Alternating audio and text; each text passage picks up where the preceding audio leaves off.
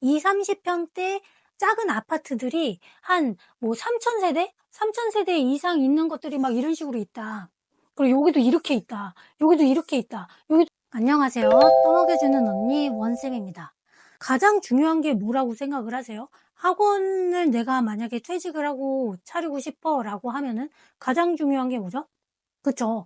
가장 중요한 거는 학원 사업에 있어서 가장 중요한 거는 입지가 어디에 있느냐라는 소리가 됩니다. 도대체 어디에 자리 잡고 있느냐라는 거죠. 학원이라는 거는 프랜차이즈를 가맹을 한다고 해서 되는 사업이 아닙니다. 프랜차이즈는 말 그대로 교재 세팅이 되어 있고 커리큘럼이 우선 되어 있는 것이지 그 운영에 따른 마케팅에 대한 것은 다 원장님의 몫이 되는 거거든요. 자, 그러면 입지, 그러면 어디에다가 학원을 차리는 게 좋은가라는 거예요. 어디에다 학원을 차리는 게 좋은가? 이런 식으로 구성이 되어 있는 곳이 있어요. 이런 식으로. 그러니까 요게 이렇게 상가들이 이렇게 있겠죠? 상가들이 이렇게 있고, 상가들이 이렇게 있고, 그 다음에 여기 막 이렇게 큰 도로가 나 있는 경우가 있습니다.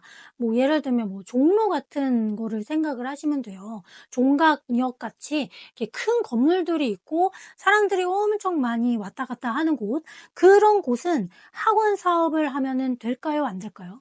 안 됩니다.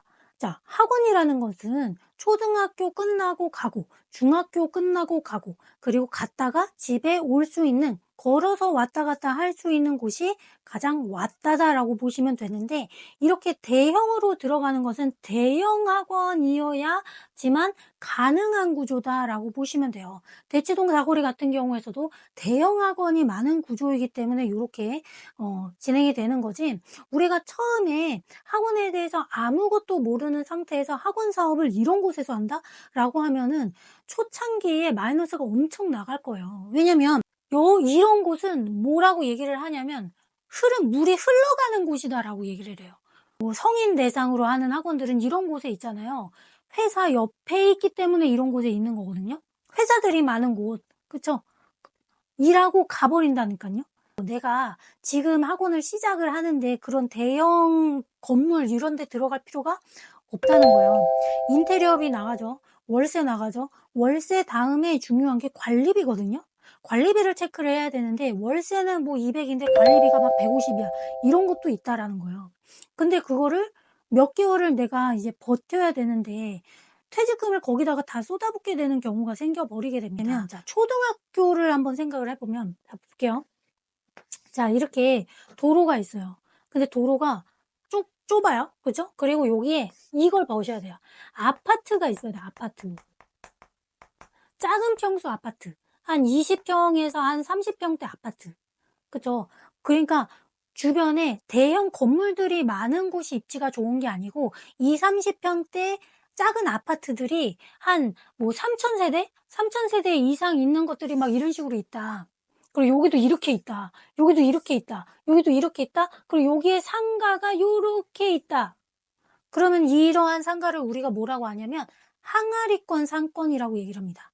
그렇죠? 그러면 여기에 뭐가 당연히 있어요. 이렇게 뭐 2, 30평대의 작은 평수가 있는 아파트들이 막 3천, 뭐 여기 뭐 1,000 이렇게 하더라도 거의 뭐 요거 다 합쳤을 때 만약에 뭐 5천 세대다라고 우선은 가정을 한번 해볼게요. 그러면은 뭐가 있겠어요, 여기에? 뭐가 있겠어요? 당연히 애들이 있을 테니까 여기에 학교들이 이런 식으로 있다고요. 학교들이 거의 한 3개 정도 이런 식으로 있게 되는 거죠. 그렇죠? 그러면 거기에 이 학교 끝나고 바로 학원을 갈 수 있는 상권이 여기에 구성이 된다라는 거예요. 이런 식으로. 근데 건물은 막 뭐 20년 됐어. 괜찮다는 거야. 그 새로 지은 세핑한 건물보다 요런 데가 훨씬 낫다라고 보시면 되는 거죠.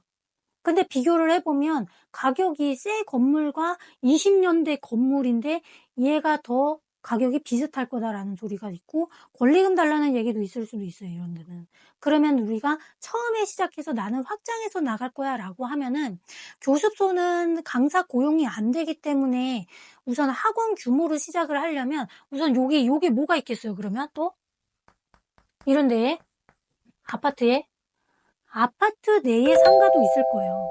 그쵸? 만약에 여기에서 그 항아리칸 쌍권이 있는 학원이 오물조물 모여있는 거기 들어가기 전에 좀 걸어서 여기까지, 여기서부터 여기까지 걸어가는데 한 15분 정도 걸려요. 그러면은 초등학교 1, 2학년이 15분을 갖다가 걸어가기에 힘들 수 있잖아요. 그러면 여기 있는 요런 상가에서 시작을 하는 것도 괜찮다라는 소리가 되는 거죠.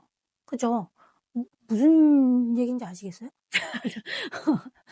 그러니까 대형 그 회사 같은 건물들이 막 질비해 있고 도로가 엄청 큰 그런 데는 대형 어학원을 차리려면 그런데 버스가 있는 버스 운영이 되는 그런 걸 차리시려면 그쪽을 하셔도 되긴 하겠지만 처음에는 거의 이제 관리비, 강사도 뽑았으면 강사비, 이거를 버틸 수 있는 자금을 충분히 유지를 해놓고 그게 버텨지려면 우선 좀 작게 시작을 해야 된다라는 거예요. 처음에 150평으로 그러시는 분들도 제가 간혹 봤거든요. 그래서 딱 인가받을 수 있는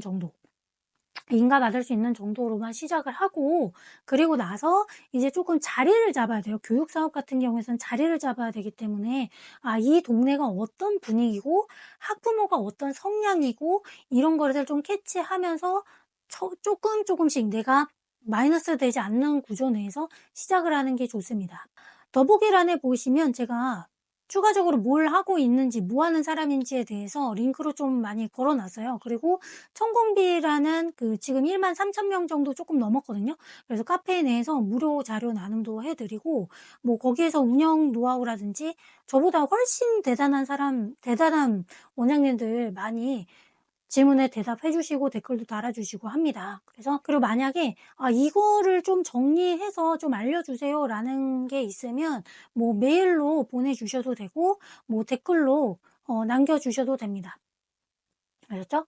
자, 그러면 오늘은 여기까지 하고 아직도 구독과 좋아요, 알림 설정까지 안 해주신 분 없으시죠? 자, 구독해 주시고요. 제가 지금 현 시점으로 구독이 616명이거든요. 근데 저는 100만 유튜버라고 생각하고 찍고 있습니다. 그래서 제가 구독자가 늘어가는 것을 상상하면서 찍고 있으니까 반드시 구독해 주시고요. 초창기 멤버가 되실 거니까요. 아셨죠?